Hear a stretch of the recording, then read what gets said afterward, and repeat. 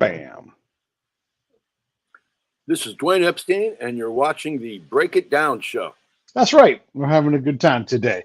You have written a fun book about a fun movie. I'm going to show everybody here. Killin Generals. Yeah, we're both doing it. We're both holding the book up. I love it. Right on. Right on. Yeah. Dwayne wrote a book about the making of the Dirty Dozen. So I have never read a book about the making of a movie before, but I love this movie and I love this book. I read it on my way to, I had to go do a job in Vienna. And so it gave me plenty of time to read it. The book was super easy, super fun, everybody. There's the link right down below. So grab the book. Why did you make a book about the making of a movie? Well, the easy answer is it's always been a favorite of mine. That's the short answer. Yeah. The longer answer is how it came about through my agent, a gentleman by the name of Lee Sobel. I could go into how we hooked up, but that's long and involved and boring. But once he became my agent, because he had read the Lee Marvin book and liked it, he asked me if I had any films. He represents mostly clients who write about pop culture, retro pop culture, and a lot of books about films. And he asked me if I had a favorite Lee Marvin movie. At first, he suggested the movie Point Blank, which I like, by the way, but I don't love. And I told him immediately, my favorite Lee Marvin movie has always been The Dirty Dozen. And he said, that might work. And he said, put together a proposal and I'll shop it around. And he did. And I was amazed how quickly it sold. It was submitted to an editor at Kensington Press. And the subsidiary of Kensington is Citadel. And that's a company that I always wanted to work for, because when I was growing up as a kid, being a big movie fan, they did a series of books called The Films Of. And I always wanted to, do one of those books, but I was too young at the time. But they accepted it, and I went from there. The only drawback was I had a very small window of time to research and write the book. Luckily, I had a lot of data and research material from when I worked on the Lee Marvin bio that didn't go into the Lee Marvin book in terms of working on The Dirty Dozen. So I was able to utilize that, and that saved time. Another great time saver was the fact that I have, I have a friend who's also an author. Her name is Beverly Gray, and she wrote a terrific book about the making of The Graduate called Seduced by Mrs. Robinson. And I read it, I liked it, and I kind of used the way she did it as a template for the book on The Dirty Dozen. And best of all, when I told her what I was working on, she told me she had interviewed the author of the original novel, a gentleman by the name of E.M. Nathanson, went by the Mick Nathanson. And the interview she did never got published. Now, Nathanson died in 2016. And right. She asked me if I wanted the interview. And I went, oh, God, yes, Beverly, please. And she gave it to me. So that helped immensely, because it had a lot of exclusive information firsthand from him. And I was able to also discover and find out that the film's producer, Ken Hyman, is 93 years old and still very much alive and very lucid, And I got to interview him, and that helped a lot. And it wasn't easy to find him because he's off the grid. He doesn't exist in the digital world, but I managed, I persevered, and I found him. He's living in England. And as I like to tell people about doing something like that, how come there's no famous Jewish detectives? I did it. Yeah. So, and even though the book came out over 50 years ago, I was still able to find many of the participants who are still with us. I interviewed Donald Sutherland, 8 years old. So in celebration, read Killin Generals and find out what he had to say about the movie that helped make him a star. And I interviewed family members of some of the cast. Robert Ryan's children, Clint Walker's daughter. Oh my gosh, so many others. And probably my favorite exclusive was an interview I did with a gentleman named Bob Phillips, who also has sadly left us. But when I was working on the Lee Marvin book, he was in the industry often, he was called a personal security, like a bodyguard. And he's in the film, by the way. He plays Corporal Morgan.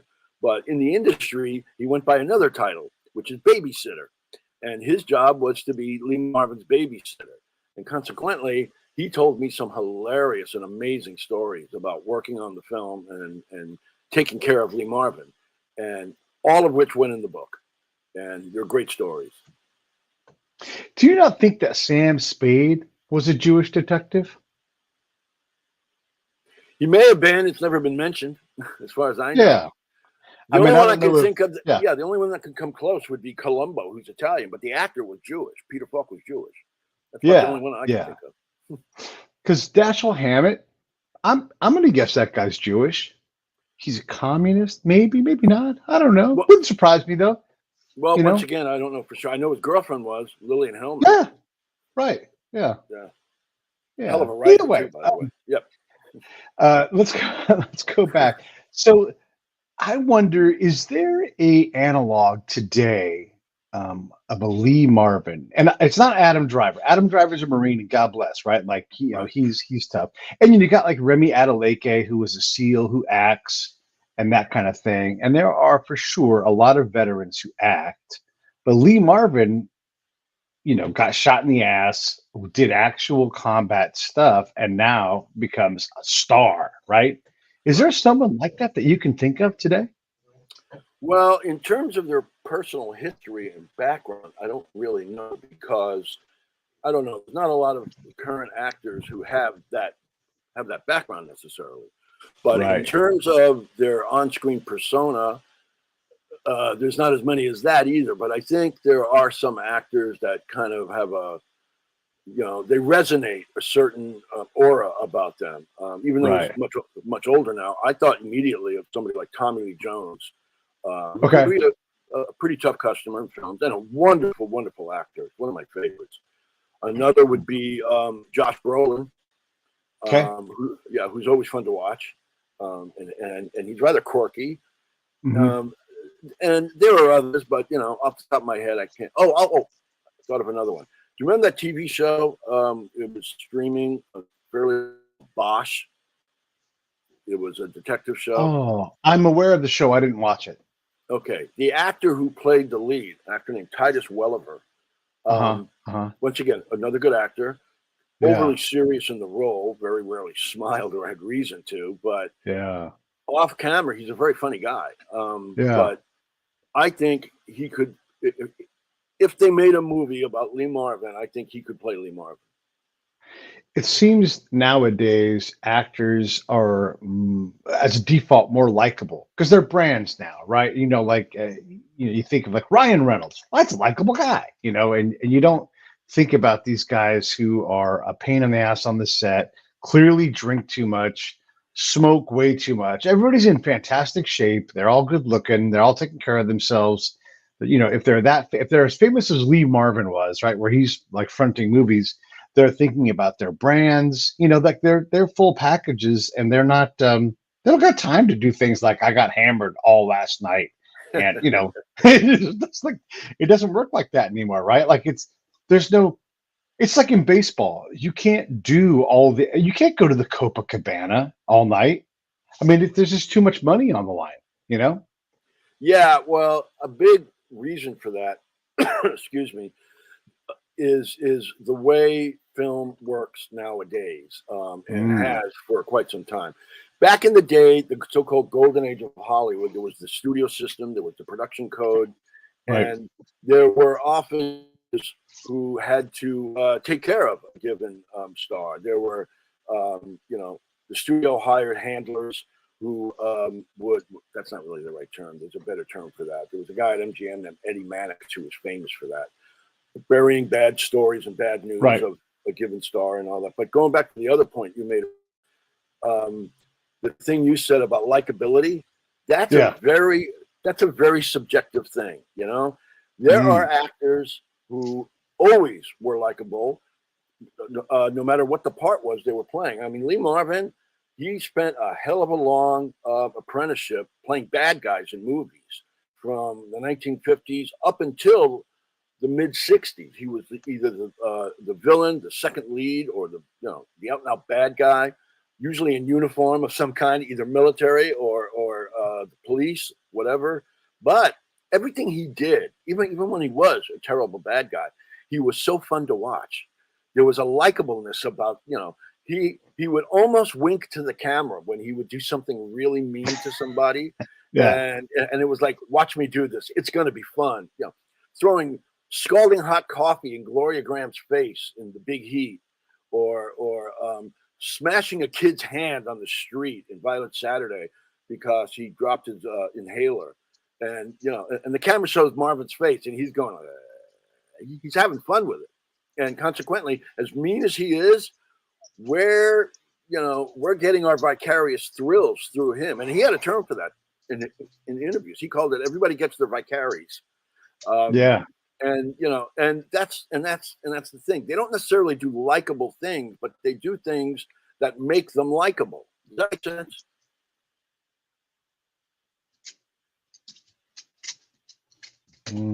Is that me or you? Oh, okay, there you go. Yeah. You're right about that. It's funny. I got to tell a quick story if you don't mind.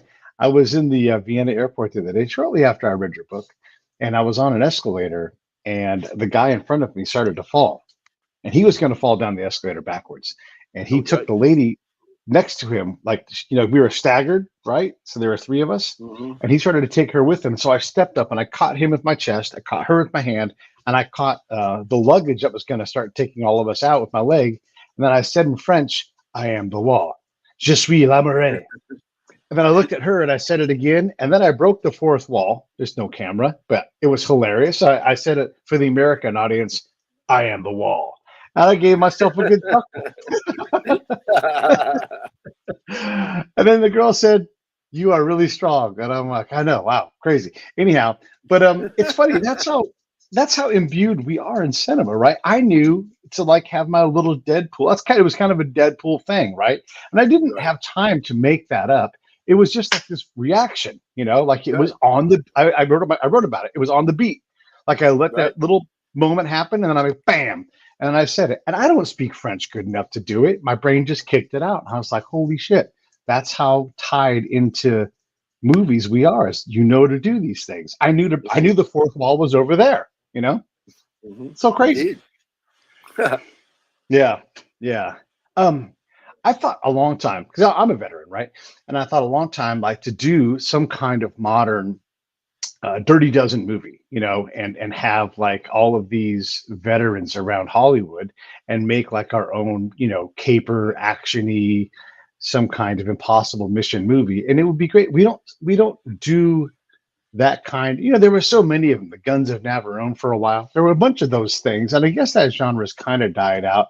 But it would be so much fun to do that, and like Nate Boyer is a former Green Beret. He acts, and there's all these guys. Larry Wilcox could be dragged out and make him a general or whatever. But I don't know. I guess Hollywood doesn't have an appetite for that. Or everybody's got to be too pretty or too famous or something. I don't know. What do you think? Can you? Yeah. Well, I'll tell you. One of the things I write about, as you know, in the book, the last chapter or two in Killin Generals, is about the film's influence, and it became the standard bearer for later men on a mission movies. Now, it had existed. The genre existed before the Dirty Dozen. It just was like perfectly congealed with the Dirty Dozen in terms of the premise, the actors, the ensemble feel.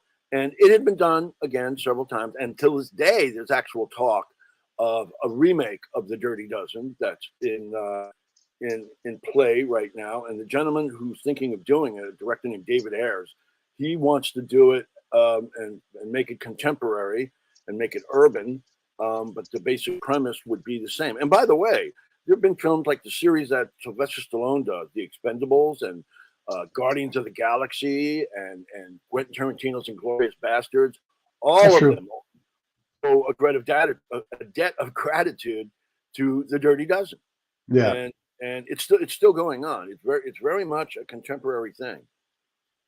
Yeah, like you mentioned Brandon Tartikoff, and talking about the A-Team, and you're right. And then that becomes a movie. And even though it doesn't do well, for those of us who remember A-Team, we had to watch it. We wanted to see it. And we knew it was probably going to be cheesy. And of course it is, right? Because it is that thing.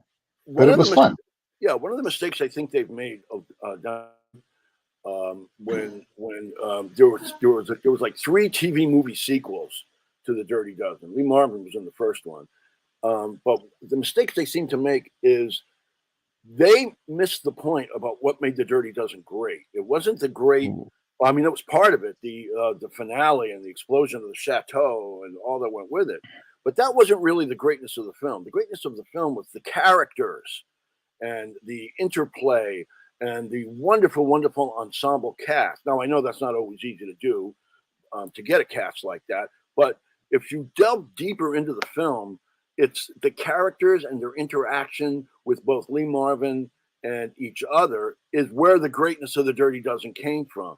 In the Mm. subsequent sequels, they had some ridiculous premises, like a plot to stop Hitler from being killed because it would only extend the war. Now, I personally think that's rather dumb. It doesn't. Nor does it give it the sense of what the original had, which is what they were asked to do was a suicide mission. Think that aspect of it. They should. In fact, it was a short-lived TV series on Fox TV in the '80s called The Dirty Dozen with Ben Murphy, and E.M. Nathanson, the author of the novel, was asked to write one of the scripts, and he did, and they turned it down. And he said, "I'm kind of glad they turned it down." Because he didn't like the series at all. He said the whole thing looked like it was shot in a phone booth in Yugoslavia. So Yeah. that's kind of where Hollywood misses its mark. Now, it's entirely possible they may learn their lesson and do it right. And I'd like to think, I'm not one of those people who automatically dismisses any sequel of a great film or any remake of a great film. I mean, one of my favorite movies of all time, and probably my favorite Western, is The Magnificent Seven, which in Oh and of yeah. itself is a remake Right. of Seven Samurai. And I think, and I love Seven Samurai, but I think Magnificent Seven just did it better. Now, once again, that was also a kind of cottage industry. They made sequels to it in the '60s, and a couple of years ago, they remade it with Denzel Washington. So, there you go. Yeah. Yeah. The none of the main cast is left from Dirty Dozen, right? They're all passed, right? Do you know? Donald Sutherland is still alive. He Oh, was in that's a right. He just had a birthday. That's right. Yeah. right, Yeah. yeah, today, as a matter of fact. Yeah. He Oh, that's right. Yeah. he wasn't a main cast member, but it's interesting in that he was what they called the lesser characters the bottom six, and he was Hmm. one of the bottom six. But Yeah. that scene and everything he did peripherally in the movie, but that scene where he's supposed to be a fake general inspecting the troops, that put him on the map. And he wasn't even Yeah. supposed to do that scene. That scene was supposed to be done with Clint Walker, who played the Indian Samson Posey. And during the read through, they had a 2-week rehearsal period. During the read through, he voiced the fact that his character is a Native American, and he doesn't think Native Americans would do something like that. He thinks it's disrespectful. And so Robert Aldrich and this is what Donald Sutherland told me. He said he just pointed down the table and went, "All right, you with the long ears, you do it." And Donald Sutherland said, "Well, I knew he was talking to me because I've always had big ears."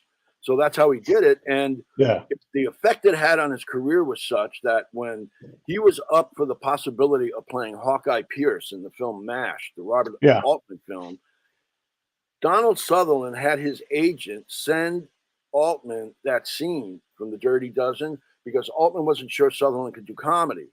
Well, when Altman saw that scene, he got cast as Hawkeye Yeah. Pierce. So that shows you the effect it had on his career. Isn't that crazy? Yeah. Yeah. You get these parts, and all of a sudden you can become something just like that. Just that one Yeah. Oh, scene. and it's amazing the effect. First of all, just real quick, a real fast rundown. The release of The Dirty Dozen made Lee Marvin the #1 male box office star in America. And made a series of incredibly good thrillers. Jim Brown quit football during the making of the movie and established himself as a movie star, creating a genre called blaxploitation. Right. Donald Sutherland went on, like I said, to great things. Who else? The director, Robert Aldrich. He made so much money off of The Dirty Dozen, he was able to buy his own studio and make his own films. The film's producer, Ken Hyman, it was so successful, he wound up becoming the president of Warner Brothers Seven Arts. So Jeez. the success of The Dirty Dozen just launched so many careers. It was terrific, as I write about in the book. I forget the character's name and the actor's name, but the big tall guy, he until recently I believe was still alive. The big like Superman looking guy. Oh, Clint He Walker. yeah. Yeah, he's passed on. That's right. I almost had him on the show, but his wife's like, it's too late to have him on, and that would have been Yeah, really neat to have had him. Did you get a chance to chat with him? absolutely. I did about 3 times. First time I Oh, chatted with him was for the Lee Marvin book. Second time was when I was working on a project about Charles Bronson, which unfortunately never came to pass. Still might though mm, someday, because he worked with Bronson twice in The Dirty mm, Dozen and later in a movie called The White Buffalo. And then the okay, third time, third time was an interview I did with him about his entire career for Film Facts magazine. Wonderful, oh, wonderful, sweet man, just a right, great guy, and straightforward, honest, and everything he told me about the Dirty Dozen and his experience went in the book, such as what there are several urban legends because it's such a popular film through time yeah, about the Dirty Dozen. One of them being that whatever happened to Posey, they don't show Posey die in the end of the film. So whatever happened to him, maybe he's not dead. Another was that yeah, Lee Marvin hated the movie. Not true, by the way. Another one was that the Dirty Dozen was based on a true story. No, no, it wasn't. All of which I answer specifically with facts to back it up, not just urban legend and rumor. Another was a reason is that the reason Robert Aldrich didn't get an Oscar nomination was because he refused to change the ending because it was too violent. So consequently, he didn't get an Oscar nomination. That's not true either. All of which I address in the book. And yeah. Clint Walker was really good at telling me what they had planned for his demise to be in the film, but it didn't come to pass because they went instead with that great ending with Jim Brown, doing that run with the grenades and just a wonderful scene. And so they didn't have the time to do what Clint Walker was supposed to do, Hmm. which is a shame Hmm. because he said he even rehearsed it. Yeah. It was going to be pretty spectacular. So I guess let everybody know: did Clint Walker die in the original thing? Yes. As a matter of fact, you don't even have to guess or even ask the question because at the end, at the end credits, what George Kennedy does the voiceover while the credits are going about those who gave their lives in the line of duty, and they're showing all the characters who were killed, and the last one you see is Clint Walker. Yeah, And matter of fact, excuse me, the only one of the dozen who do survive at the end of the film is Charles Bronson. crazy. Yeah, Charles Richard. Bronson always lives. I'm sorry. Charles Bronson always manages to live. Not Kate. always. Well, once he established himself as a major superstar, yeah. But like Lee Marvin, he served a very long apprentice in Hollywood, in movies and TV, and he didn't always make it to the final reel. And as Lee Marvin said about his own career, once it was established, he said, "If you see me in a movie, you know two things are going to happen. I'm not going to get the girl, and I'm going to get a cheap funeral." One of my favorite pictures of him is in Vegas at the Golden Steer, and he's in there as you walk into the steakhouse, and he's got a pistol pointing at you. It's great. I love it. I love Charles Bronson. Uh, so the reason why the book came up when we had Jesse on, and Jesse is supposed to pop in, he may or may not make it, but was I talked about Jerome Preissler's book. He talks about the Nasty 13 and with Jack McNeese and all those guys who Right. actually do this amazing stuff. And one of my critiques of Hollywood is here you have these guys that do this amazing stuff. And I don't know how much you know about Jack McNeese, but he and his guys, they jump into the Battle of the Bulge, among other things, right? And these are meant to be one-way missions. And the army doesn't even want to fly these guys into the Battle of the Bulge. The weather's too bad. And this is their last chance. And there's a little break in the storm. And so they're gonna fly in and they're just gonna mark where the supplies can go and hope that they can get them close enough to the troops to maybe rescue that unit during the Battle of the Bulge. And so they tell McNeese, like, hey, when you jump, black smoke means no supply. It's not going to work. And then orange smoke means good to go. We'll run the mission. And so McNeese is like, yeah, gotcha. One way mission. I'm not bringing black smoke. I'm only bringing orange smoke. This is going to happen. and he jumps within, I think it's 100 feet of a German tank. Wow. So amazing. And he, the entire time before the mission, he's like, "You're set, fly, go, go, go." Like he just insists. And so, and this goes all the way back to the ending of Dirty Dozen. You have this amazing story, and you're like, man, I wish they would tell this story because it's so amazing. Right. And then you get, what's that? No, I was just going to say I am familiar, and if I'm not mistaken, I think they called him Jake McNeese. But Jake McNeese, yeah, Jake, yeah. I am familiar with him because on the DVD of the Dirty Dozen, there are several great extras, and one of them is a bio of Jake McNeese, who's interviewed for it. He was with the 100. He was in a unit with the 101st Airborne, and the thing is, in the beginning of the bio that they do on him, with great footage and an interview with him, they have Mick Nathanson doing the disclaimer saying, "You're going to see an interesting tale about Jake McNeese, a fascinating man, and the Filthy 13. But I can tell you, they were never the basis for the Dirty Dozen." Right. Everybody thinks that. And when you watch the DVD, extra, the bio, it leads you to think that maybe they were, but they're not. And that's okay. Not, right. Yeah. Right. There's an inspiration there. Like, wow, these guys are amazing. Let's tell our story. But I wish they would tell those guys a story, Yeah, that would be cool. So to loop it all the way back around, when we get to hey, it's kind of mean what you guys did to those guys at the chateau. It is a fucking war.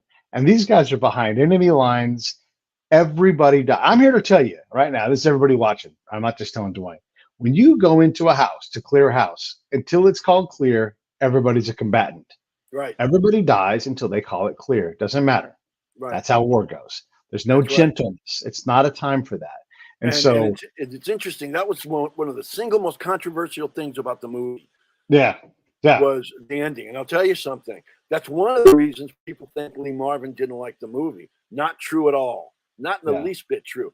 The only thing Lee Marvin commented on about not possibly being believable was the actual premise that the U.S. Army would never hire violent or bring in violent convicts on a mission. Other than that, he commented a lot over the years on the violence that's in the film, especially the ending. He famously said, "Look, let's not kid ourselves. A war is a violent situation. When they bombed Dresden, you think they killed just soldiers? They killed women and children." Exactly right. With Hiroshima, Nagasaki, it's the name of the game. It's called war. Innocent people die. It's a sad fact of life. And The Dirty Dozen was one of the first films to show that the other guys might do that in any given war. World War II, World War I, Korea, you name it. But The Dirty Dozen showed that the Allies did it too. And that was very controversial for its time. And a lot of critics noted it and weren't happy about it. Some critics noted it and said, it's about time somebody told the truth here. Yeah. So, it's interesting stuff. Yeah. You want to talk about a war crime, stop bringing atomic bombs on humans. It's a war crime. When you win, you run the courts. And so it's not too bad. But yeah, it's, firebombing a place. It's a really horrible thing to do. And look, so it's war, right? And that's part of the game. And so when you're a kid and you're watching this movie, this has got to be a great ride. I mean, you got to just be like, this is the most amazing thing. Well, I'll tell you, I've never been in the service, let alone combat, and let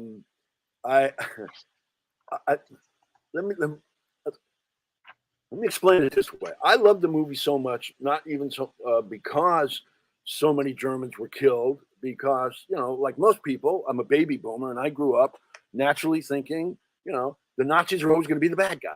I never entered into it. I never had a problem with that. But I used to watch the movie so much when I was a kid that it was shown on 2 parts on CBS, Thursday night and Friday nights. And when I watch it now, I can still remember exactly where the first part ended and where the next part began.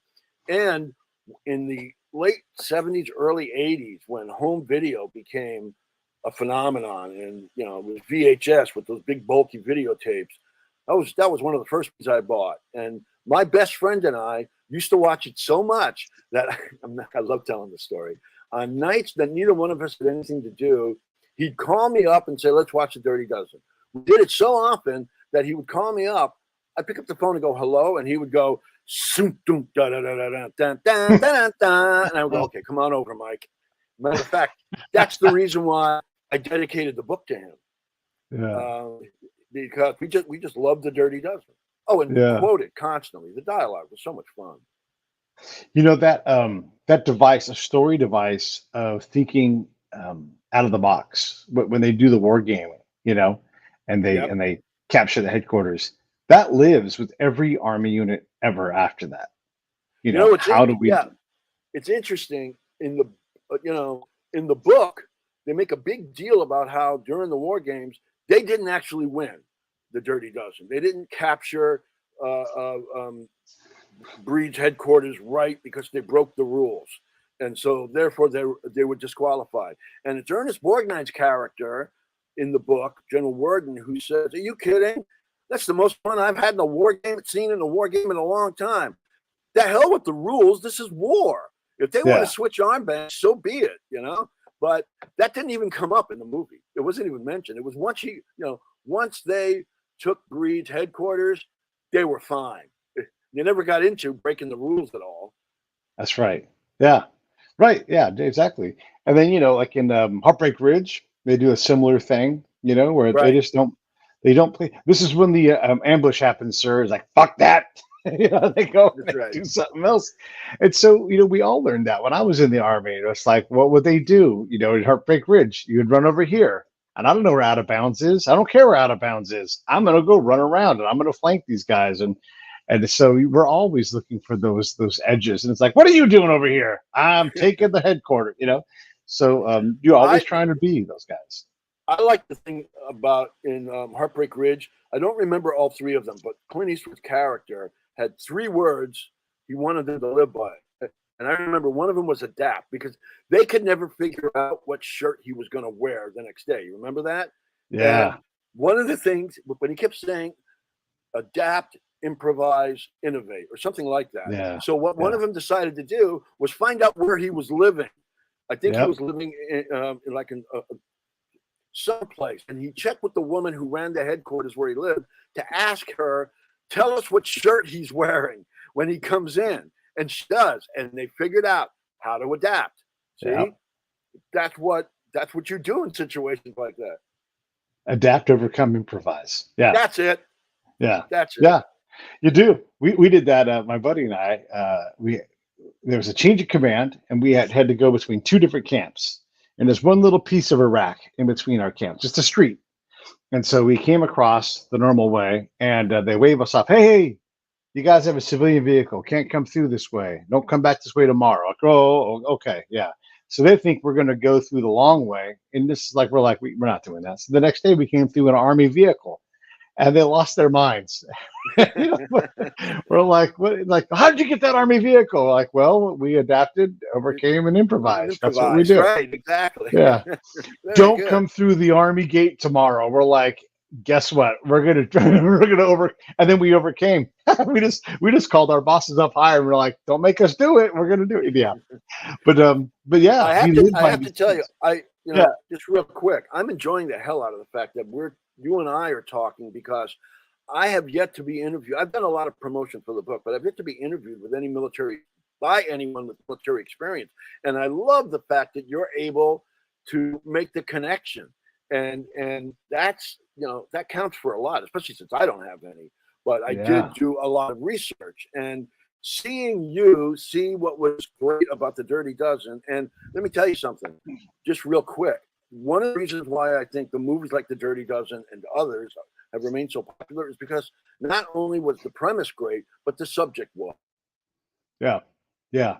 There were more There's a war movies made about World War II, and I think the reason is it wasn't a controversial war. But you're not going to see a whole lot of movies made about Iraq. There were some, The Hurt Locker and a few right. others, but you're not going to see a lot of movies about Korea or Vietnam. There were some, but certainly not enough. Yeah. World War II, they go to that reservoir forever and always will. And Yeah. I think that's an interesting side fact to mention. Well, history's heel has become the Nazis, and for whatever reason, Japan has gotten off easy compared to the Yeah. Nazis, and they were just as vile. And Mm-hmm. but if not but more. right, if not more, right? And because they've gone to more places and done just as much villainy, Right. But we love the Nazi evil character. They're classic.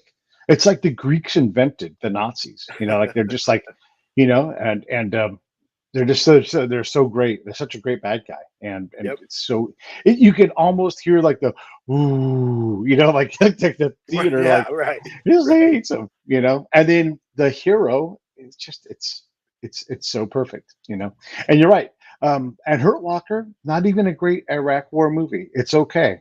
It did some things well, but the didn't it didn't it didn't quite capture it. But either way, good movie. And I don't want to denigrate the movie because they got some things really, really right. It's a hard war to capture. And Exactly, and that's exactly why other wars aren't as done as much. It's because of the controversy involved about why are we even Mhm. there. In World War II, there was no question about it. We knew Yeah, why we were there, and but right. in Iraq, it's still being bandied about. Same thing with Vietnam. Yeah, There's just way too much controversy involved to make it a popular theme for a war film. it So is. It's tough. Yeah, yeah. you'll appreciate this. So not only did I serve in a bunch of wars and go do a bunch, I was a spy, and so I got to do a bunch of crazy things. And you do watch these movies, and you do learn from them, and adapt how you do your job, and you realize, oh my gosh, I just did a scene from this movie. When you do these things because Wow, you were life a often, spy. Jeez. yeah, I was, yeah, and so a lot of times life is imitating art. It's just the real thing. I have, Apparently. for sure, not in a combat setting, but in a training setting, I have jumped into a cab and said, "Follow that cab." I've done that for sure. Wow. And yeah, I had this is not about me, but I just want to give you because I think you'll appreciate this. We were being mortared. This is real, and I pulled up in this BMW on a camp that we were on, and I looked at my friend, and she's a nurse. She's walking down the road as we were being mortared, and I told her, "Get in the car," so she could be rescued. And so she jumped into the car, and then we drove off away from the mortar attack. And so you get to do these cool things when you're a spy in a combat zone. You get to do cool Wow. shit. Yeah, yeah. So, and yeah, one day I gotta have her come on and tell the story because it's way better when she tells. She's this tall, pretty, like a Korean girl, she's like, "Oh my God, you saved my life." It's one of those great things Very that cool indeed. that I get to do. Yeah, yeah, it's fun. But let's talk about the Dirty Dozen instead of me. Sure. When I think about the Dirty Dozen, one of the things that we do get out of this, and I think it does go back to the military in general, is when you do grab 12 dudes, you are going to have a great athlete in that group because that's just how the military works. You're going to have a black guy, you're going to have a Mexican guy, you're going to have some guy who had a criminal past, just like, is it the army or jail, right? Like these things all go together. When you watch this film as a kid, did it matter to you? Did you feel pride? Did you feel anything because you saw this culturally representative group of people? Interesting question. There's the thing about in the history of war films, especially once again World War II films during the war itself. Hmm. Most, if not all, of those films were very gung ho, patriotic. Let's do this for God and country.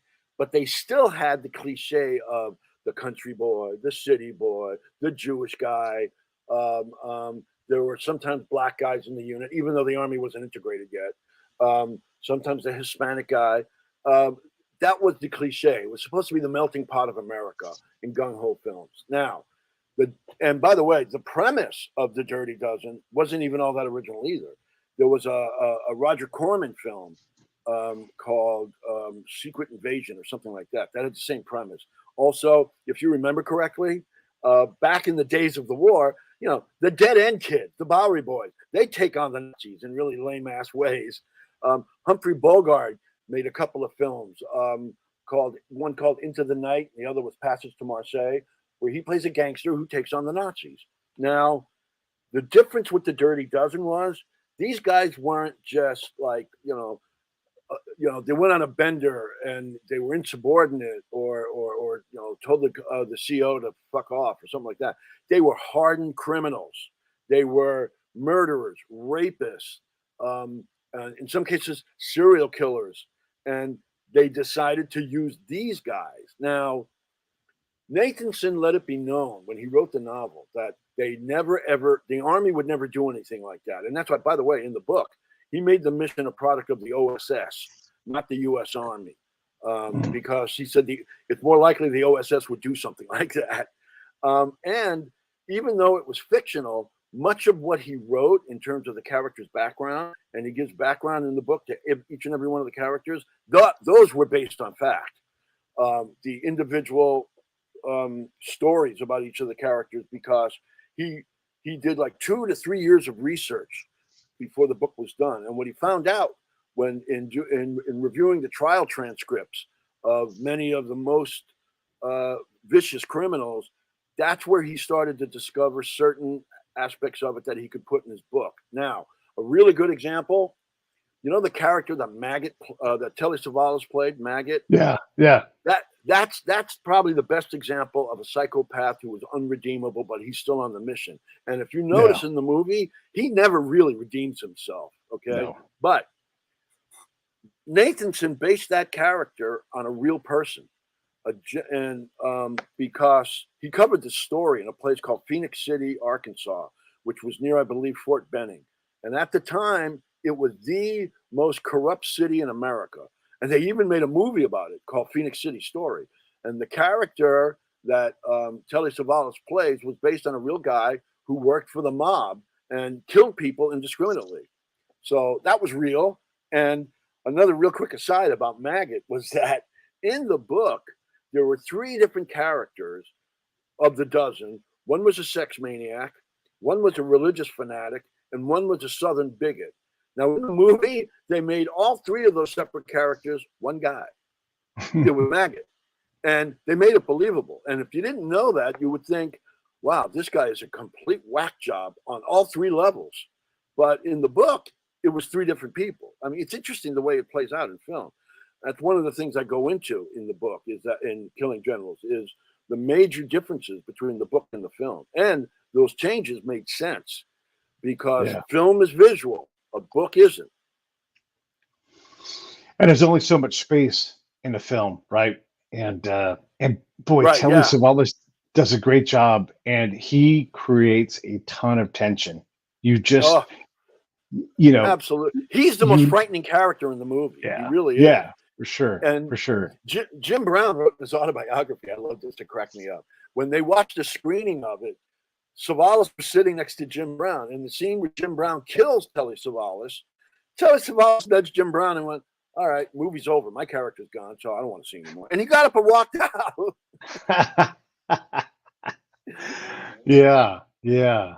Did Jim Brown feel like he did a good job? Because you look, it's hard to not see Jim Brown anytime he's on the screen, right? Because it's like Michael Jordan when he acts. That's why he has to play Michael Jordan in movies, you know, or Shaq. It's hard for Shaq to not be Shaq on a screen. So, what did Jim Brown think of Jim Brown on screen? Like, did he pull it off? Well, I, in my opinion, he absolutely did, and he would never be the one to tell you he was any great shakes as an actor, but he had a persona, and he did what that persona allowed him to do, and he did it very, very well. In his autobiography, he wrote that he said, "I loved the character I played. I loved the movie." He had proudly stated that he had read the book and he loved the character in the book, goes into Nathanson writes in much greater detail in terms of his backstory. And he said it was the kind of a role that wasn't being offered African Americans, especially not then, in that he was a natural leader, he was intelligent, he was given an opportunity to do more than had done before. And Jim Brown in real life was never a shrinking violet. Let's put it like that. He was a very interesting man, very talented man, especially on the football field. But he had said that the Dirty Dozen opened doors for him that had never been opened before, especially since I think he compared himself in a way to Sidney Poitier. He said Sidney Poitier did a lot of great things for our people, but he was always a nice guy.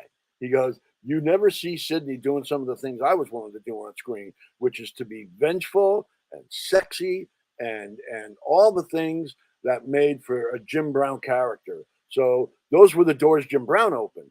And Fred Williamson said the same. Who it's funny, he naturally wasn't in the Dirty Dozen, but he made a kind of a ripoff of the Dirty Dozen in the original Inglorious Bastards, and he plays a character very much like Jim Brown. So I mean, there's all these intermingling events and films that take place, all because of the Dirty Dozen. But Yeah. Jim Brown absolutely loved what he did in the film, and he loved the film. Yeah.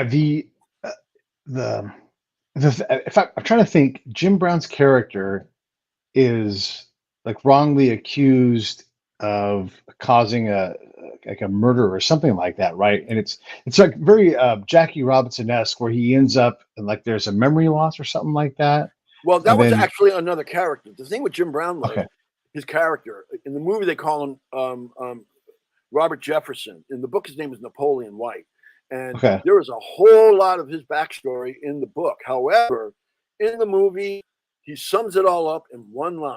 Okay, yeah, he's doing a life sentence for murder, and Lee Marvin asks him. His character asks him, or says, "Well, I will admit you may have been justified."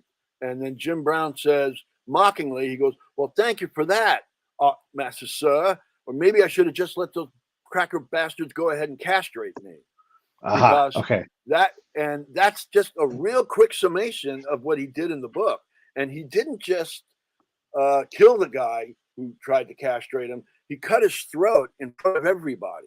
Everybody got to see him okay, do it. So there was no way out. I mean, there was more than a dozen witnesses. But right, okay. that's why he did what he did. It was really, if it wasn't for the fact that it was done after the fact, he was really defending himself. But And he has a bit of a leadership role on the Dirty Dozen too, right? you Like bet he does. yeah, He and Bronson do, because Jim Brown's character in the book was the only one who was actually an officer. He right, had been an officer training Negro troops in the book.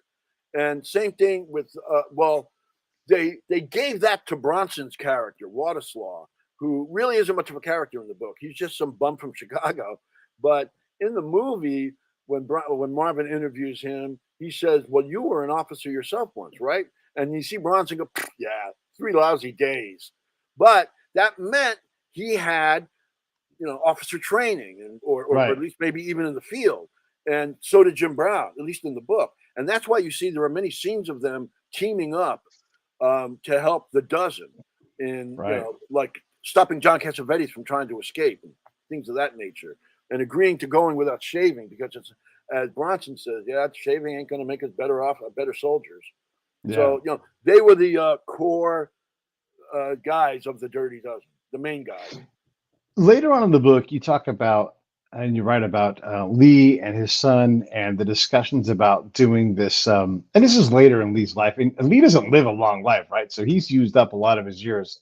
But he does Right. the sequel, and he doesn't have to do that. But why does he? Why does he do that? Why does he take something that he thinks is a piece of crap and go and do it?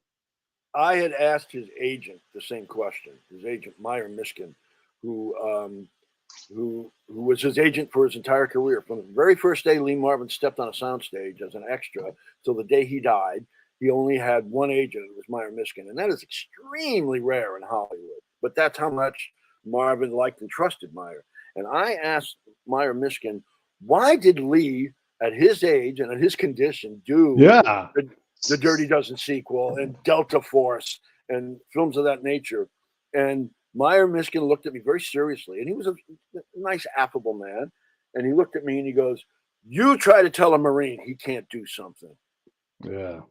And as far as Lee Marvin was concerned, he was a Marine till the day he died. And that was the answer. I mean, if they had approached him to do something, like in Death Hunt, he said, never do a movie in which there's a line in the script that says, as he pulls on his snowshoes, he goes, "Don't ever do a movie like that." Well, and of course he did. I Yeah. mean, it was a matter. He always said it was a matter of getting out of the house, not getting bored, just wanting to keep working, keep the muscles in practice. And when they offered him the Dirty Dozen sequel, which he didn't like at all and didn't want to do, did it. he promoted it, calling it, "Oh, it's great. You guys should watch it," and blah, blah, blah, blah. That's what you do in Hollywood. Yeah. Did you like it? Could you wrap your head around it? No, it No, sucked. I'm sorry. it sucked. It Yeah. just, it looked, felt, and just was everything like a TV movie, which was short on creativity and long on boredom. There were some Right. action scenes, but and by the way, Ernest Borgnine and Richard Jacob were also both in it, reprising their characters. And Lee, just like in many of the last films he made, he just looked tired. He looked like he Yeah. couldn't run up that hill anymore. The last thing he did that I think was worthy was either The Big Red One, the Sam Fuller film, excellent performance on his part, and also a movie called Gorky Park. He was wonderful in that as a bad guy. Hey, look who we got. We got Jesse Johnson here. Hey guys, I had meant to do this one from the next room where I have an 8-foot poster of an original from Point Blank behind me, but unfortunately I've been on Zoom. I had trouble hearing that. I'm sorry. In my other office next door, I have an 8-foot Point Blank poster, and I also like that one in the background. But my girlfriend is on her business calls in there at the moment, so nice. We're all on Zoom. Yeah, well, we're just sort of wrapping up here, but I love that you popped in. What do you want to talk to Dwayne about?